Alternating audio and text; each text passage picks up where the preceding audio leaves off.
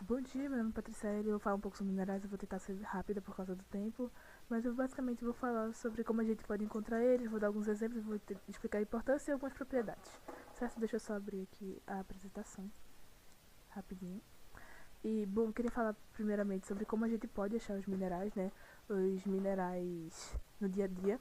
A gente pode encontrar eles, por exemplo, como função biológica, né? A gente vai ter o exemplo do cálcio e do ferro, cálcio para transporte de oxigênio, o ferro para ossificação dos ossos, então a gente consegue ver a importância deles até para funções biológicas. A gente vai ter o sódio e o potássio, né, para bomba de sódio e potássio, para regulação arterial de fluidos. A gente vai ter o zinco, que vai ser importante para cicatrização e para a imunidade, né, para o sistema imunológico. A gente vai ter o magnésio para função muscular, ele também vai ser importante. A gente vai ter o iodo, que se a gente tiver algum tipo de deficiência, a gente vai ter um problema sério na tireoide. A gente também tem algumas questões que não sejam totalmente para a saúde, mas que também são usadas pelas pessoas, por exemplo, a mica e o titânio, eles são usados para beleza.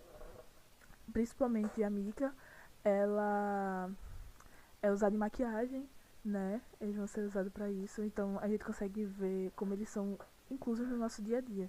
O selênio também, né, que ele vai ser usado para propriedades mais mentais, para alguns tipos de tratamento. Ele vai estar no composto, né, dos tipos de remédio de tratamento para doenças mentais, para algum tipo de transtornos. Ele vai ajudar nas mudanças de humor, vai estabilizar. Mas assim, não só questões biológicas, a gente vai ter algumas questões também sociais. Por exemplo, saindo um pouco da biologia, falando um pouco mais da sociedade no geral, no dia a dia, a gente vai ter construções civis, por exemplo, casa, edifícios, vários tipos de construções que vai ser usado ferro, vai ser usado cobre, que são minerais muito comuns, né, que a gente vê todo dia, portões feitos disso, estruturas em si feitas disso também. A gente também vai ter o lítio, o silício, que a gente não vê exatamente diretamente, mas eles estão presentes praticamente na casa de todo mundo, porque eles são muito usados para tecnologia, para produção de chip, o lítio é usado nas baterias, até de carro, de celulares, enfim. Bom, a gente entendendo um pouco onde eles estão inseridos, a gente consegue entender a importância deles no nosso dia a dia e como eles são importantes. Então, não só é importante a gente saber onde é encontrado e como é usado, a gente precisa descobrir coisas sobre ele para a gente poder entender como é que funcionam esses materiais e poder utilizá-los da forma correta, né, para não ter nenhum tipo de perigo. Eu vou explicar um pouquinho sobre propriedades. As propriedades elas vão ser características dos minerais que a gente vai poder usar para classificar, digamos assim. Eu vou pegar características dos minerais para diferenciá-los e classificar, botar no grupinho, para a gente poder entender um pouco melhor sobre eles. Eu vou falar de duas propriedades para dar exemplo para vocês, mas existem várias, tá? Isso aqui é a escala de mols e ela, ela é uma escala usada para dureza. O que seria dureza? Dureza é uma propriedade que vai ditar da escala de 1 a 10, da menor dureza para maior dureza, o quanto o mineral aguenta fixação, ser riscado, digamos assim, sem sofrer dano. E a gente pode fazer até comparações com isso. Por exemplo, se eu encontro, falando assim de forma prática, se eu encontro um mineral novo, eu não sei a escala de dureza dele, e eu quero descobrir mais ou menos onde ele se encaixa, eu vou pegar algum mineral conhecido, que eu sei a escala de dureza como exemplo. Se eu sei que a apatita tem dureza de escala 5, de grau 5, eu vou pegar a apatita e tentar riscar o mineral. Se o mineral risca a apatita, ele tem maior dureza que a apatita. Mas se a apatita consegue riscar o mineral, ele vai ter uma dureza menor. Entende? E aí a gente vai conseguir mais ou menos saber onde ele é classificado. Isso fazendo várias comparações, a gente consegue entender onde é que ele vai se encaixar. A gente também vai ter outra propriedade, né, que é a propriedade de transparência. A transparência ela tem três classificações, que é transparência, translúcido e opaco. E a transparência é esse exemplo que está na tela para vocês, que vai ser de um mineral em que a luz consegue passar totalmente por ele. E é basicamente isso que a gente vai ver, o grau de transparência do mineral, o quanto a luz consegue passar por ele.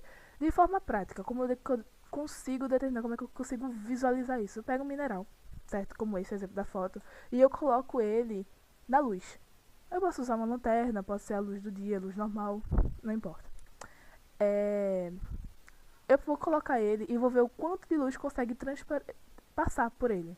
O quanto a luz vai conseguir passar por ele sem ser segurada e a gente vai conseguir visualizar do outro lado. A gente consegue principalmente entender a diferença de transparência para translúcido pelo quanto a gente consegue visualizar do outro lado. Olhando para esse mineral, por exemplo, bem puro ele, né? a gente consegue ver que ele é transparência. Ele vai para o grau de transparência, ele vai para essa classificação de grau alto de transparência, né? Porque a gente consegue ver do outro lado, a gente consegue distinguir o que tem do outro lado. A luz passa totalmente por ele. A gente consegue ver o material, mas ele não segura nenhuma luz praticamente, certo? Ele é praticamente transparente. Eu vou mostrar a diferença aqui pra vocês. Esse aqui é um translúcido.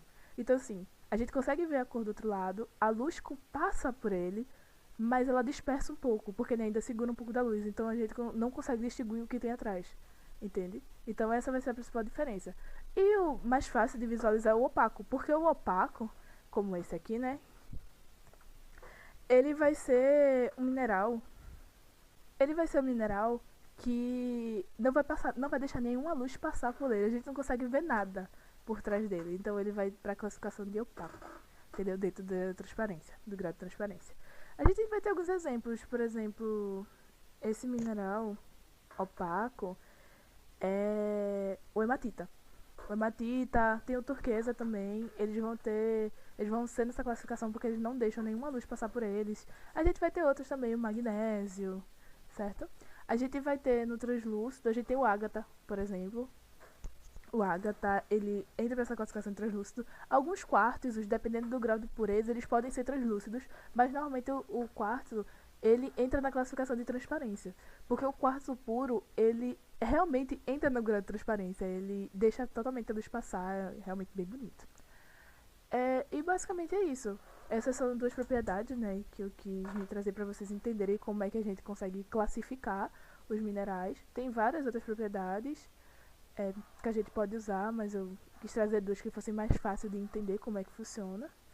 E é basicamente isso. Tchauzinho.